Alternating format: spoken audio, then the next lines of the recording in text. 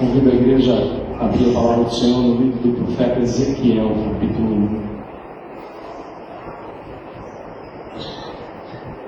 Primeiro capítulo do livro do profeta Ezequiel.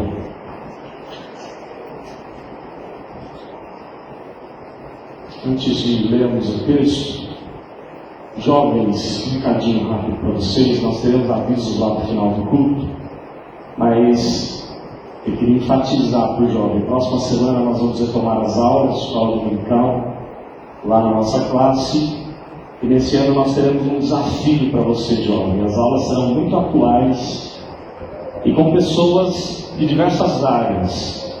Não haverá apenas um professor, aliás, alguns profissionais da área. Vou dar um exemplo. Próxima aula nós vamos falar sobre boletim no shopping. E convidamos para falar com a gente, conversar com a gente, além do professor, vai estar com a gente alguém da área do direito e alguém da área da sociologia. E o professor trazendo para o contexto bíblico, porque nós percebemos que o jovem precisa se posicionar diante de tantas coisas loucas que estão acontecendo em nosso país. Então, jovem, fica o desafio, não perca. Cada aula vai ser um tema diferente, com pessoas profissionais de diversas áreas, e eu creio que vai ser bastante relevante. Livro do profeta Ezequiel, capítulo 1.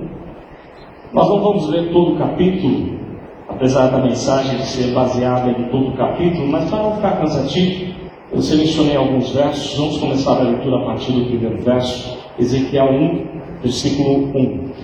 Diz assim a palavra do Senhor: Aconteceu no 30º ano, no 5º dia do 4º mês, que estando eu no meio dos exilados, junto ao rio Quebar, se abriram os céus e eu tive visões de Deus.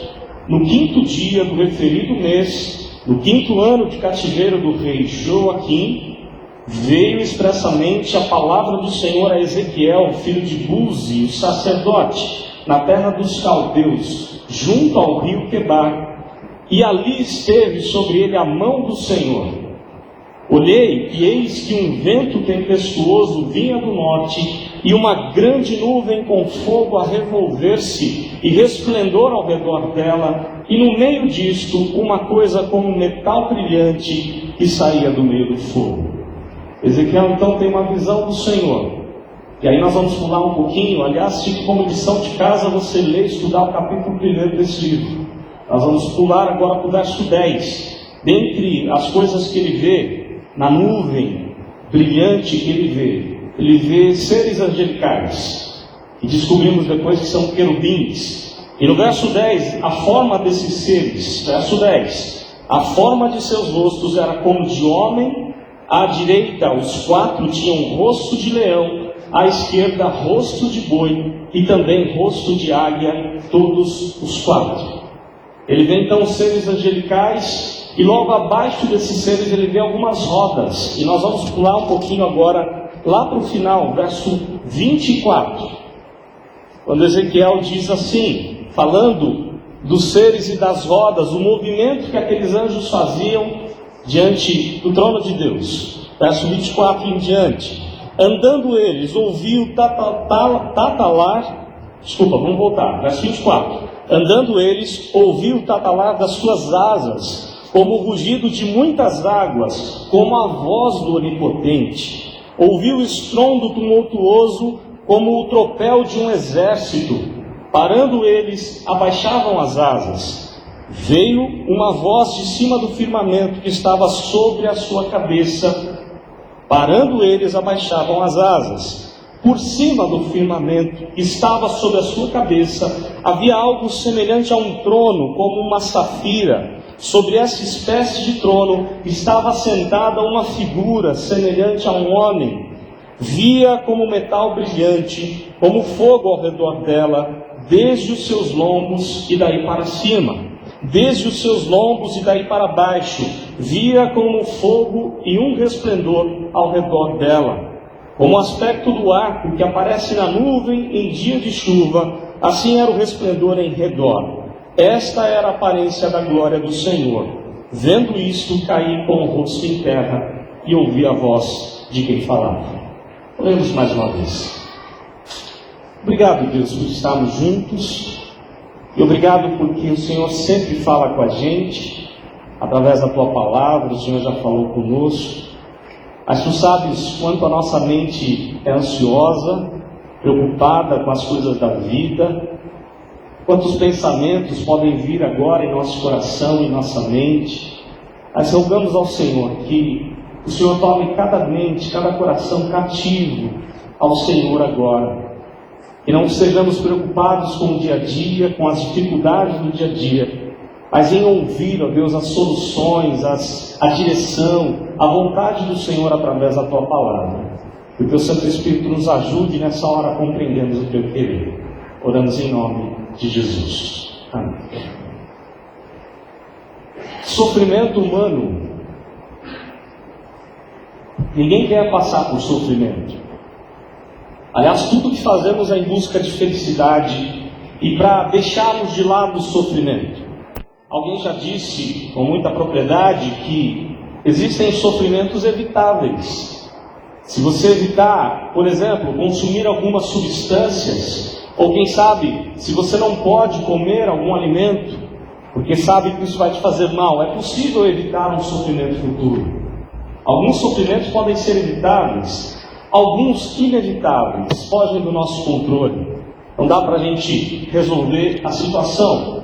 E existe também, como diz alguém, o sofrimento desejável, aquele que quer sofrer por Jesus para a obra, ou pela obra em favor da obra do Senhor. Eu tenho algumas frases aqui com respeito ao sofrimento, até porque a gente precisa entender que para Deus não tem virada de ano. Talvez algumas pessoas pensam assim: não vi a hora de terminar o ano 2013, porque eu quero que recomece um novo ano. Mas para Deus não existe virada de ano. O relógio é para a gente, o cronos, a cronologia existe para nós. Então é possível que passemos por sofrimentos, por dificuldades também neste ano. É verdade que nós não podemos cair num desequilíbrio muito grande, como acontece até mesmo em pregações que a gente ouve por aí.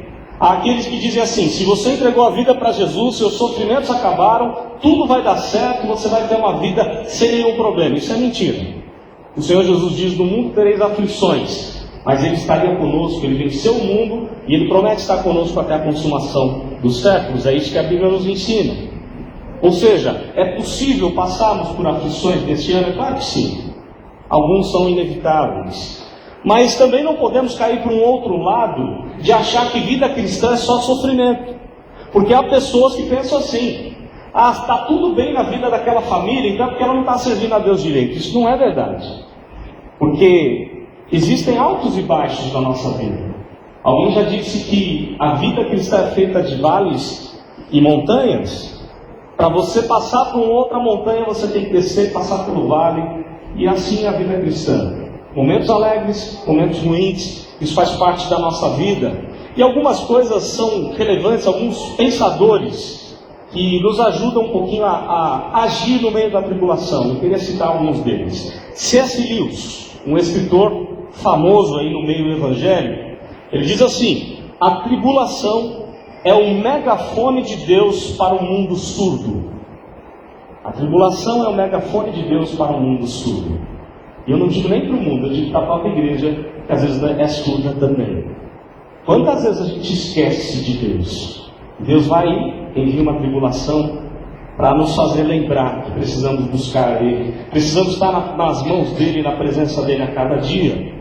O psiquiatra Augusto Cury, eu queria citar 2 pensamentos dele com respeito à tribulação, ao sofrimento. Ele diz assim: os problemas nunca vão desaparecer. Mesmo na mais bela existência, no melhor momento da sua vida, eles nunca vão desaparecer.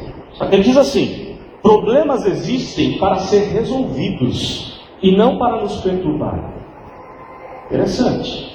Como a gente fica perturbado diante de algumas situações. Depois ele fala sobre como deve ser a nossa reação diante das situações difíceis. Nós devemos ser empreendedores. Ele diz assim: ser um empreendedor é executar sonhos, mesmo que haja riscos.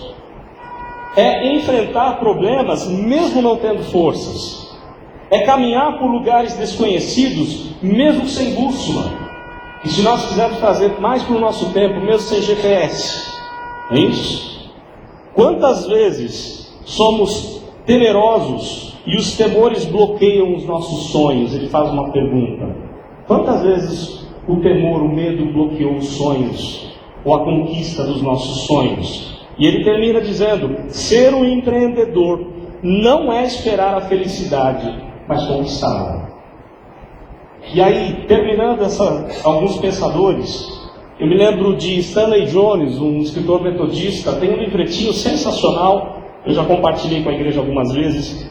O tema do livreto, como se fosse um cada dia, o tema do livreto de Stanley Jones é: quando chega a tristeza, o que nós devemos fazer quando a tristeza chega em nossa vida. E nesse livreto, quando chega a tristeza, ele diz assim: quando a vida nos joga um punhal, há duas maneiras de segurá-lo: ou pela lâmina, ou pelo cabo. Quantas vezes a gente segura pela lâmina e sofre mais do que deveria sofrer, ou poderia? Mas o sofrimento é algumas vezes inevitável. E o texto fala de um momento difícil do povo de Deus, de um momento difícil, de tribulação, de sofrimento para um homem chamado Ezequiel. Aliás, não um homem, um jovem chamado Ezequiel. Um jovem que foi levado ao cativeiro da Babilônia com 25 anos. E agora ele está com 30 anos, porque para os judeus só inicia o trabalho como maduro, a idade madura, a partir dos 30 anos. E agora, ao completar 30 anos, ele vai ter uma tarefa de ser um profeta diante de Deus, mesmo passando por muitas tribulações. E o que eu queria enfatizar nesse texto é interessante, que a lição que ele tem para a gente é tão relevante, que ele foi escrito com poucas alterações em 3 lugares na Bíblia. No capítulo 1 de Ezequiel, no capítulo 10 de Ezequiel e no livro do Apocalipse, capítulo 4. É a mesma visão. Em outras palavras, o recado que Deus tem aqui para a gente é muito relevante, por isso ele repetiu 3 vezes, com algumas mudanças ou acréscimos. Mas é a mesma visão, são mensagens paralelas recebidas por Ezequiel e por João, ambos sofrendo, passando por privações, por tribulação, por perseguições.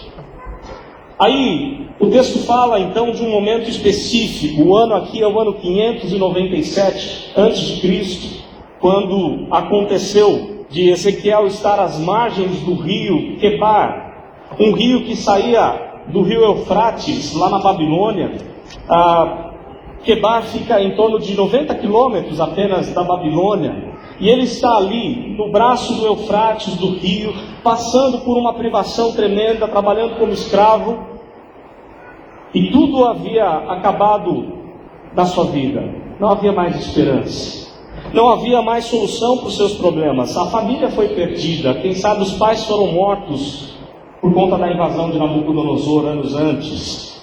Ele não tem mais família, ele não tem mais sonhos, ele não tem mais plano de carreira. Um jovem com 25 anos, prometido a ser sacerdote daqui a 5 anos. E tudo caiu ao seu redor. Não há mais solução. Ele está como um escravo lá na Babilônia, ou a 90 quilômetros de Babilônia. Eu queria então compartilhar com a igreja de maneira rápida, e partindo das lições desse texto, da visão que Ezequiel tem. É a visão de Deus para os atribulados. O que Deus tem para mostrar para a gente quando a gente está na tribulação? Quando a gente vai passar, ou já passamos, ou estamos passando numa tribulação tremenda, Deus quer falar com a gente, e Ele tem algumas lições importantes. A primeira delas é que Deus é refúgio. O nosso Deus é refúgio na tribulação. O texto fala, a partir do verso 1, ele dá as datas aqui no 30º ano do 4º mês, estando eu no meio dos exilados junto ao rio Quebar, se abriram os céus e eu tive visões de Deus. Eu queria chamar a atenção para algumas coisas aqui nesse verso, para pelo menos 2 coisas. Quando todas as portas se fecham aqui na terra, quando parece que não haver solução alguma para o seu problema, Deus abre as janelas dos céus, Deus abre os céus para nos mostrar coisas sensacionais. coisas que nós nem esperamos. Quando parece que tudo ao redor está ruim, Deus é o único que pode abrir os céus e mostrar para a gente que há esperança sim, que há solução para o nosso problema, que nada está perdido, porque Deus é aquele que está no comando de todas as coisas. Deus não perdeu o comando da situação, não importa a situação que você esteja vivendo, quer na área da família, quer na área da saúde, qualquer outro problema que você esteja vivendo.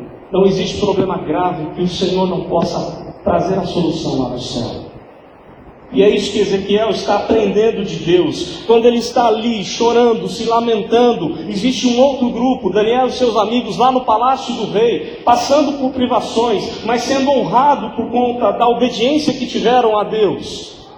Deus não só foi falar e estar com Daniel e seus amigos, como Deus não desamparou Ezequiel e os demais que estavam ali, às margens daquele rio, trabalhando como escravos. E Deus abre o céu para falar com Ezequiel.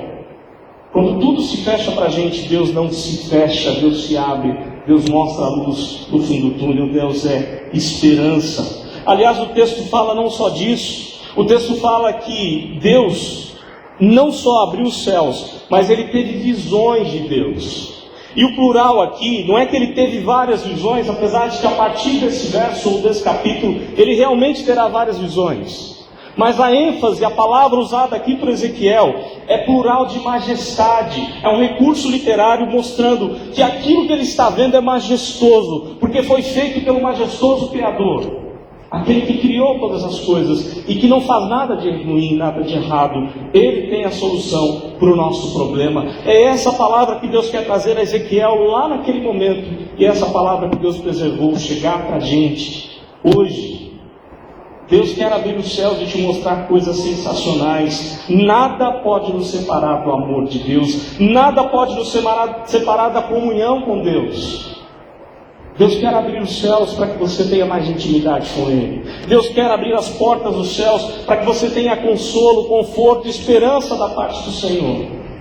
E o texto continua mostrando ainda coisas mais relevantes. Verso de número 3. Veio expressamente a palavra do Senhor a Ezequiel. Vejam que a única palavra que pode trazer consolo é a palavra de Deus. Não há palavra humana, não há nenhuma riqueza do mundo, não há nenhuma posição na vida que pode te trazer a paz, a tranquilidade. A única coisa que pode fazer diferença é a palavra do Senhor. E naquele momento de tribulação, o texto diz que veio a ele expressamente a palavra do Senhor. A palavra de paz, de esperança, a palavra que transforma corações, a palavra que um dia nos tirou da lama, que um dia nos tirou da condenação do pecado, essa mesma palavra que foi dada por Deus para transformar a nossa vida, para nos dar esperança e certeza de que se morrermos hoje, nós estaremos com Jesus nos céus por toda a eternidade. Essa não é uma palavra pequena ou fraca, é a palavra do Senhor, é a palavra do Deus fiel. Aliás, o nome usado aqui por ele agora, Senhor Yahvé, demonstra a fidelidade de Deus. Deus é fiel à sua palavra e ele resolveu escolher um povo e amar o seu povo, e ele não desiste de amar você. Se você é povo de Deus, se você entregou a vida a Jesus, Deus não vai desistir de te amar, mesmo que você fuja para mais alto monte, mesmo que você vá para o mais fundo abismo, como foi Jonas. Deus vai atrás, porque Ele quer te amar, Ele quer ser fiel a você, Ele quer derramar sobre você a alegria, a paz, a esperança, a certeza de que Ele quer ser o seu Deus, glorificado, adorado. Ele é o único que é digno de honra, glória e louvor. E Ele é aquele que abre os céus para falar com a gente na hora da tribulação, quando a gente está com aquele coração contrito, abatido, quando parece que nada está legal ao nosso redor. A gente tem um Deus que nos consola, a gente tem um Deus que dá esperança, que enche o nosso coração de esperança, como Deus está fazendo aqui com Ezequiel. O texto fala ainda mais, o verso de número 3, lá no finalzinho diz: e ali esteve sobre ele a mão do Senhor. Irmãos, preste atenção nessa expressão na Bíblia. Quando você estiver na sua leitura devocional, preste atenção nessa expressão, quantas vezes ela aparece e quão relevante é essa expressão. E a mão do Senhor esteve com ele.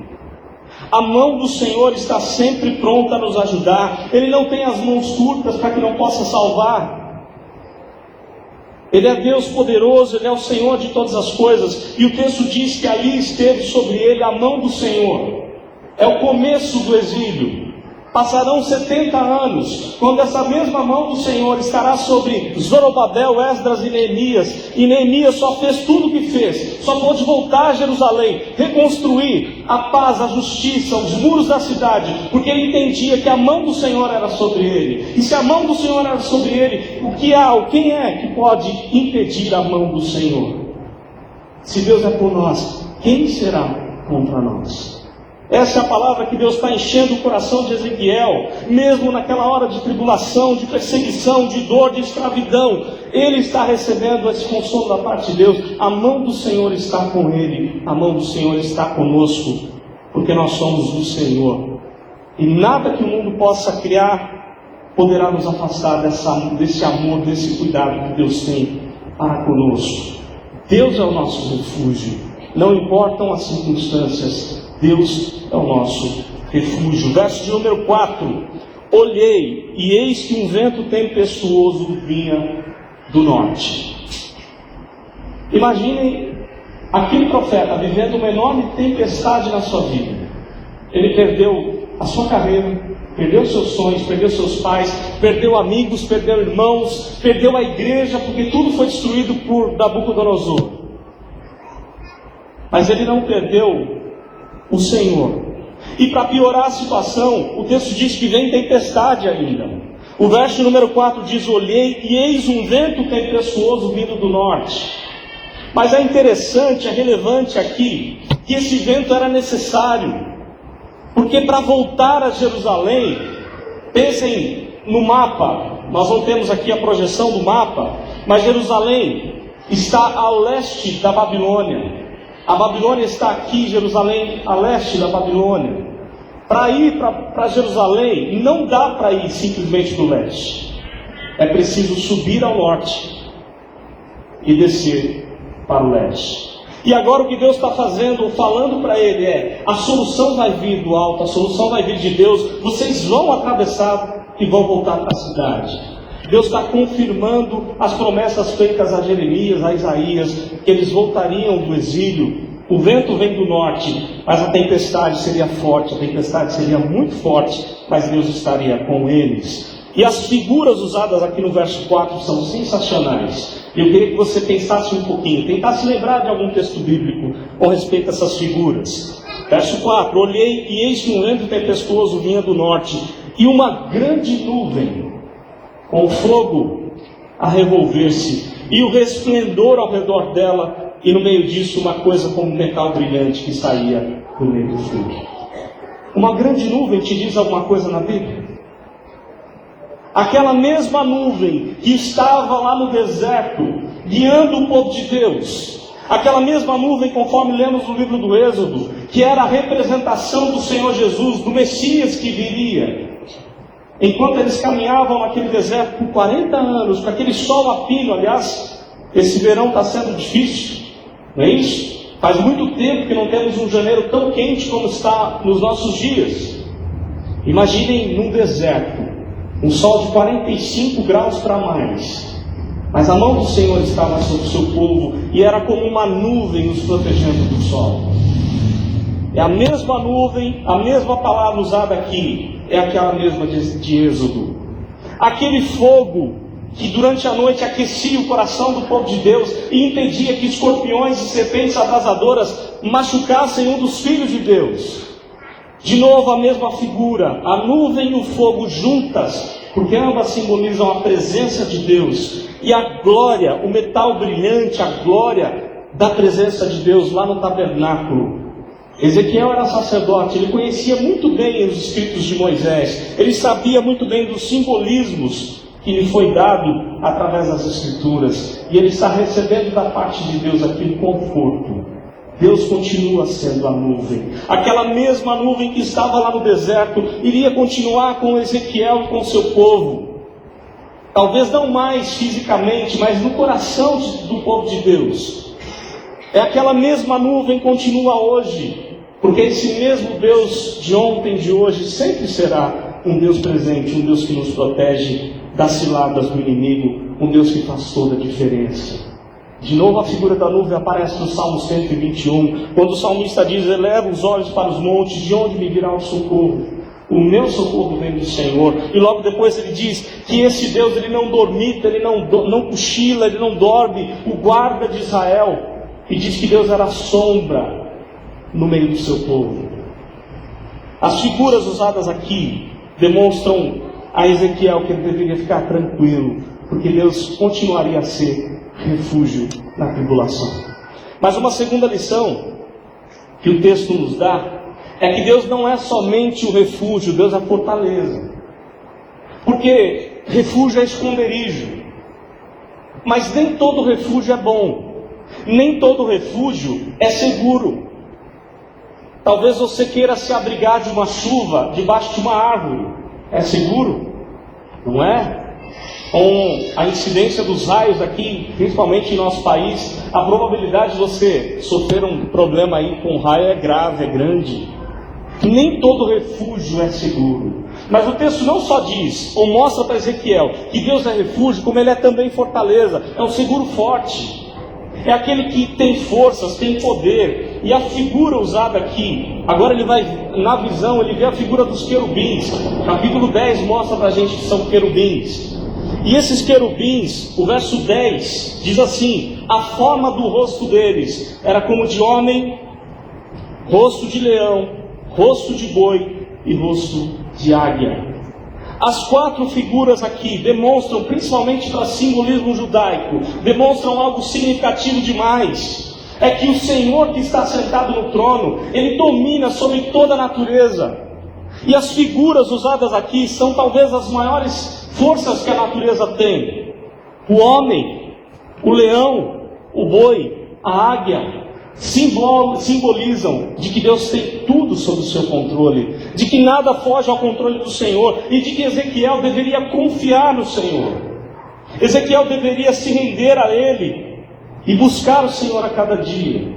Mas mais ainda, se você olhar para o verso 24, já pulando no verso 24, o texto diz: andando eles, os seres e as rodas que estavam abaixo dos seres. Os seres angelicais andavam para a direita, as rodas, como uma carruagem, acompanhavam pela unção, pelo poder do Espírito de Deus. Iam para a esquerda, as rodas e os seres andavam também, tudo dirigido pelo Espírito de Deus. Se você ler depois, você vai entender o que eu estou falando. Mas lá no verso 24, diz o texto: andando eles, ouvi o tatalar das suas asas, como o rugido das muitas águas, como a voz do Onipotente. Ele ouve a voz do Onipotente. A palavra que ele usa aqui é maravilhosa para todos nós. A palavra que ele usa aqui foi impactante demais para Ezequiel. Porque o rei Nabucodonosor era o senhor dos senhores da época, mas ele não era o senhor dos senhores, porque só Deus é. Só aquele que está sentado no trono do universo é que domina sobre todas as coisas e que é o onipotente, o todo-poderoso. Os homens podem trazer problemas para a gente, mas nós temos um Deus que é todo-poderoso, o El Shaddai, o Deus todo-poderoso. É a palavra usada aqui por Ezequiel, aliás, na visão que Ezequiel teve de Deus falando com ele. A voz do Onipotente, a voz do Todo-Poderoso, o rugido das muitas águas, da mesma forma como aconteceu no Apocalipse. A voz de Jesus era para João como voz de muitas águas, e que fazia toda a diferença, trazia todo o conforto para João e também para Ezequiel. Deus é refúgio, Deus é fortaleza. Ainda dentro da questão da fortaleza, eu não sei se você sabe o significado do nome Ezequiel. Ezequiel significa Deus fortalece. Vejam que Deus está usando um homem para trazer uma mensagem ao povo de Deus. Deus quer fortalecer, Deus quer ser fortaleza, Deus quer ser refúgio. E o próprio nome desse homem já significa isso. Deus é quem fortalece. E por fim, uma última lição que o texto diz, ou nos mostra, é que Deus é o socorro bem presente. Deus não é somente o refúgio, Deus não é somente a fortaleza, Deus é o socorro bem presente na tribulação. Porque o texto diz, a partir do verso 26, por cima do firmamento, por cima de toda essa visão que ele teve, por cima dos anjos, por cima da carruagem, estava um trono. Verso 26, por cima do firmamento que estava sobre a sua cabeça, havia algo semelhante a um trono, como uma safira. Sobre essa espécie de trono estava sentada uma figura semelhante a um homem. O que Deus está mostrando para Ezequiel é que existe um homem sentado no trono. E esse homem é o próprio Filho de Deus, que ainda nem veio, não tinha aparecido ainda, não tinha se encarnado, que é o próprio Cristo. Mas o que Deus está mostrando para Ezequiel é que eles não só sairiam do exílio, como o Filho de Deus viria e seria glorificado. A figura, a visão de Ezequiel é a glorificação de Jesus. Imaginem Jesus, quando ressurreto, chegando no céu, tomando posse, assentando-se com o Pai no seu trono, naquela imagem de Apocalipse 4 e 5, de que ninguém é digno de abrir o livro dos seus selos, o livro da vida, dos planos de Deus, mas há um Cordeiro que venceu, e que se aproxima, e que abre o livro, e que se aproxima e se assenta no trono com o Pai.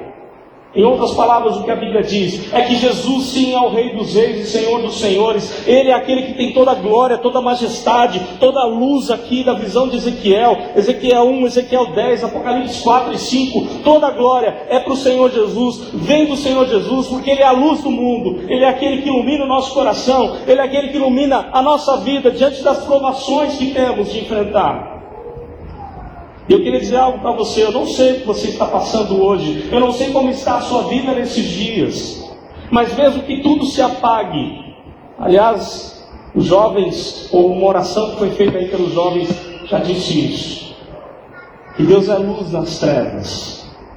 É a mesma imagem lá do Salmo 16. Deus é aquele que fala com a gente até na hora das trevas. Até durante a noite o meu coração me ensina, diz o Salmo 16. Em outras palavras, até no momento mais negro, mais difícil da nossa vida, Deus é aquele que está presente e ilumina. Ele é a luz no fundo do túnel. E é aquele que está sentado no trono. É o ungido, é o Messias. É o socorro bem presente na tribulação. É o libertador que viria. Não só para libertar do exílio, mas para nos levar à garantia da terra prometida. A aparência da glória do Senhor, verso 28. A aparência daquele que se assentava no trono é sensacional. O texto diz assim, verso 28. Ele tem como aspecto do arco que aparece na nuvem em dia de chuva. Que arco é esse? O arco que aparece na nuvem em dia de chuva. O maior símbolo da fidelidade de Deus. O arco-íris. Que infelizmente nos nossos dias está sendo deturpado para tantas coisas ridículas, horríveis, que não pertencem ao Senhor. Mas o maior símbolo da fidelidade de Deus é aquilo que Ele disse a Noé, que jamais Ele destruiria a terra com água, e para provar isso Ele deixaria o arco da fidelidade, o arco-íris, que é tão maravilhoso, que tem cores tão maravilhosas e que demonstram a fidelidade de Deus. Eu queria dizer algo para você. Mesmo que você resolva não buscar mais a Deus, mesmo que você resolva deletar Deus da sua vida, mesmo que você resolva não mais obedecer a Deus e viver de maneira desregrada, de maneira autônoma, sem a vontade de Deus, eu quero dizer que Deus é fiel e Ele vai te buscar, mesmo com puxões de orelha. Ele vai atrás de você. Deus é aquele que é fiel, Ele não pode negar a si mesmo e Ele não muda. Ele é fiel à sua palavra e Ele vai atrás porque Ele nos ama. Ele é aquele que tem bênção para derramar sobre nós. E eu queria terminar dizendo o seguinte: aparecem 227 vezes em Ezequiel a expressão Yahvé Adonai. Yahvé é Senhor, Adonai soberano. Por 227 vezes Deus lembra a Ezequiel: eu sou o Senhor soberano e eu sou o Senhor fiel.